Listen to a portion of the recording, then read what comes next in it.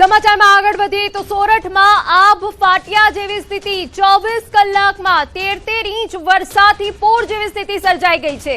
માંગરોળમાં 12.64 inch વરસાદ પડતા આભ ફાટ્યા જેવી સ્થિતિ સર્જાઈ। સૂત્રાપાડામાં પણ 12.5 ઇંચ વરસાદ પડ્યો।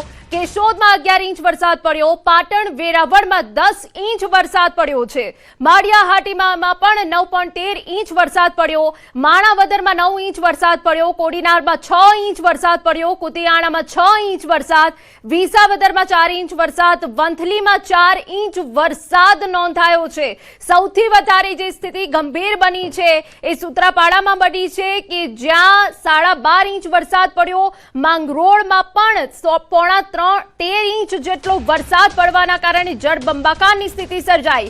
ગીર સોમનાથની વાત કરીએ, સૂત્રાપાડામાં 24 કલાકમાં 13 ઇંચથી વધુ વરસાદ। ધામડીજ ગામે ખેતરો બેટમાં ફેરવાઈ ગયા છે, જેની તસવીરો અમે આપને બતાવી રહ્યા છે। વાવણી વગરના ખેતરોમાં વરસાદી પાણી ભરાઈ ગયા। તો સૂત્રાપાડામાં 24 કલાકમાં 13 ઇંચ વરસાદ પડવાના કારણે ધામડીજ ગામની આ તસવીરો અમે આપને બતાવી રહ્યા છે કે જ્યાં ખેતરો બેટમાં ફેરવાઈ ગયા છે। વાવણી વગરના જ ખેતરોમાં વરસાદી પાણી ભરાઈ જવાના કારણે હાલાકી। આપને જણાવી દે કે 13 ઇંચથી વધુ વરસાદના કારણે સૂત્રાપાડામાં જળબંબાકારની સ્થિતિ જોવા મળી રહી છે। રસ્તાઓ પાણીમાં ગરકાવ થઈ ગયા છે। અનેક નીચાણવાળા વિસ્તારો પાણીમાં ગરકાવ થઈ ગયા છે। આભ ફાટ્યા જેવી સ્થિતિ સૂત્રાપાડામાં સર્જાઈ છે। પરંતુ આ તસવીરો કે જ્યાં વાવણી વગરના ખેતરો પાણીથી તરબોળ થઈ ગયા। સૂત્રાપાડામાં જળબંબાકાર। સૂત્રાપાડામાં જ્યાં જુઓ ત્યાં માત્ર પાણી જ પાણી। ખેતરો અને રોડ રસ્તા પાણીમાં ગરકાવ થઈ ગયા। 12 ઇંચથી વધુ વરસાદ ખાબકતા જળબંબાકારની સ્થિતિ। સૂત્રાપાડાના લોઢવા પ્રાચી રોડ પાણીમાં ગરકાવ થઈ ગયા છે। લોઢવા અને પાદરુકા ગામ રોડ પણ પાણીમાં ગરકાવ થયા। ભારે વરસાદના કારણે ખેતરો બેટમાં ફેરવાયા। જોકે હજુ પણ અવિરત વરસાદ ચાલુ છે। તો ભારે વરસાદને પગલે રસ્તાઓ પાણીમાં ગરકાવ થઈ ગયા છે। ધામડીજ ગામે ખેતરો બેટમાં ફેરવાઈ ગયા છે। રસ્તા પાણીમાં ગરકાવ થવાના કારણે લોકોને હાલાકી। લોઢવા અને પાદરુકા ગામના રોડ પાણીમાં ગરકાવ થયા।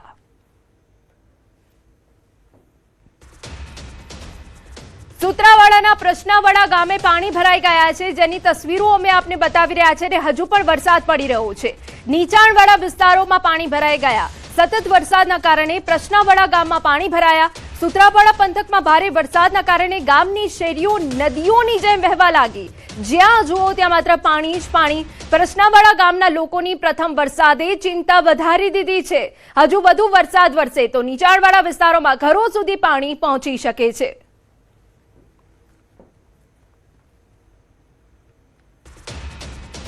સમાચાર ગીર સોમનાથમાંથી ચાલુ વરસાદમાં એસટી બસ ખાડામાં ફસાઈ ગઈ હોવાની તસવીરો સામે આવી। પ્રથમ વરસાદે જ પાલિકાની કામગીરીની પોલ ખુલી ગઈ। ભારે વરસાદ વચ્ચે બસ ખાડામાં ફસાતા મુસાફરો પરેશાન થઈ ગયા। ભારે વરસાદમાં અધૂરા રોડ કામથી અકસ્માતનો ખતરો પણ વધ્યો છે અને ગીર સોમનાથમાં ભારે વરસાદ પડ્યો છે।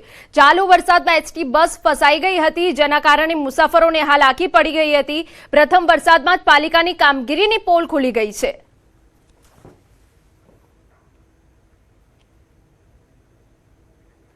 સમાચારમાં આગળ વાત કરીએ તો પ્રભાસ પાટણના ગુલાબનગરમાં ખુલ્લી ગટર જોખમ બની છે।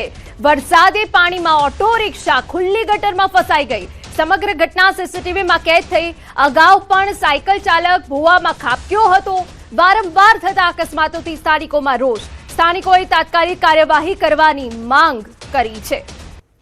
તો આપને એ તસવીરો બતાવી રહ્યા છે કે જ્યાં પ્રભાસ પાટણના ગુલાબનગરમાં ખુલ્લી ગટર હવે જોખમી બની છે કે જેમાં વાહન ખાબકી ગયું। સમગ્ર ઘટના સીસીટીવી કેમેરામાં કેદ થઈ।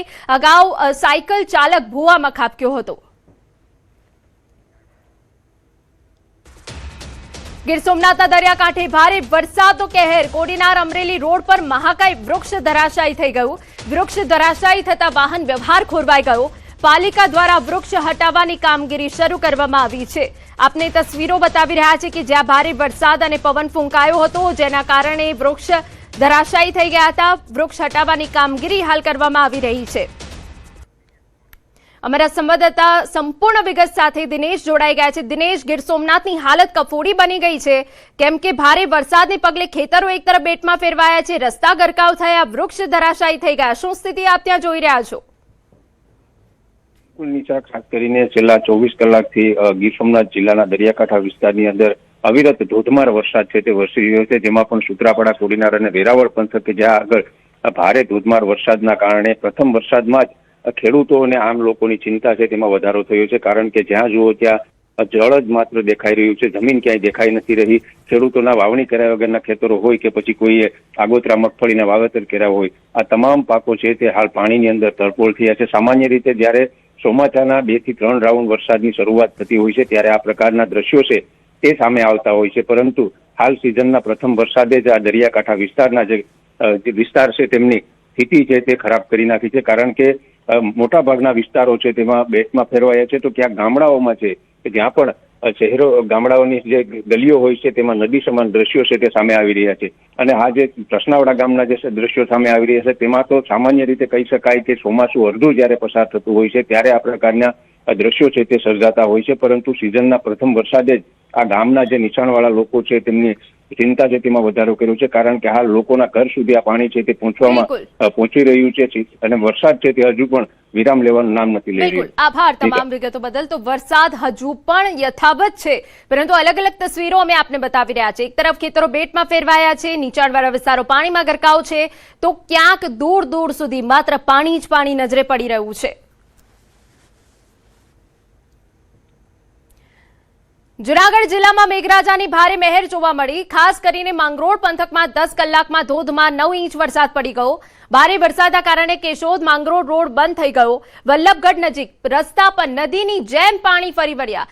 માર્ગો પણ ઘૂંટણ ડૂબ પાણીમાં ભરાઈ જતા વાહન ચાલકો ભારે મુશ્કેલીમાં મુકાઈ ગયા।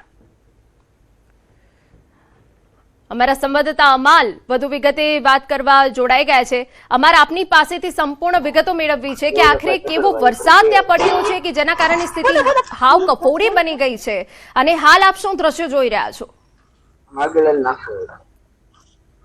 બિલકુલ, અત્યારે તો જુનાગઢ જિલ્લાની અંદર છે તે વરસાદે જુનાગઢ શહેરમાં વિરામ લીધો છે, પરંતુ છેલ્લા 24 કલાકના ચિત્તારની વાત કરીએ તો સૌથી વધુ વરસાદ 13 ઇંચ છે તે માંગરોળ પંથકમાં નોંધાયો છે, અને અત્યારે પણ માંગરોળની અંદર છે તે હાલ ગ્રામ્ય પંથકમાં વરસાદી માહોલ યથાવત છે। માળિયા હાટીનામાં પણ આજે સતત ત્રીજા દિવસે વરસાદી માહોલ છે।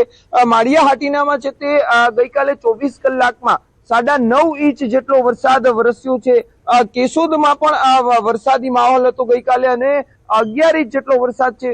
માણાવદરની અંદર ગઈકાલે છે તે 9 થી 10 ઇંચ જેટલો વરસાદ નોંધાયો છે। વંથલી પંથકમાં 4 ઇંચ વરસાદ છે, અને ગિરનાર પર્વત પર 2 થી 3 ઇંચ જેટલો વરસાદ હતો। અને ગઈકાલે જુનાગઢમાં પણ વરસાદી માહોલ હતો। રાતીના પણ છે તે શહેરના જુદા જુદા વિસ્તારોમાં વરસાદી માહોલ હતો। બીજી તરફ જે કેશોદથી માંગરોળને જોડતો જે વલ્લભગઢ પાસેનો રોડ છે ત્યાં રસ્તા ઉપર પાણી ભરાઈ ગયા હતા, ને જેના કારણે જે વાહન વ્યવહાર ખોરવાયું હતું। અત્યારે ત્યાં પરિસ્થિતિ સામાન્ય બનતી જઈ રહી છે। માંગરોળના બીજા જે ગામો છે, અંતરિયાળ ગામો છે કે ગીર કાંઠાના જે માળિયાના ગામો છે ત્યાં પણ હાલ વરસાદી માહોલ યથાવત છે। બીજી તરફ મારી પાછળ જે ડેમ જોઈ શકો છો તે જુનાગઢ શહેરની મધ્યમાં આવેલો વિલિંગડન ડેમ છે કે જે દાતાર પર્વત પરથી આ ડેમની અંદર પાણીની આવક થતી હોય છે। ગઈકાલે દાતાર પર્વત ઉપર પણ જે ભારે વરસાદના કારણે ડેમની અંદર છે તે નવા નીરની આવક થઈ હતી। જી બિલકુલ, આભાર તમામ વિગતો બદલ।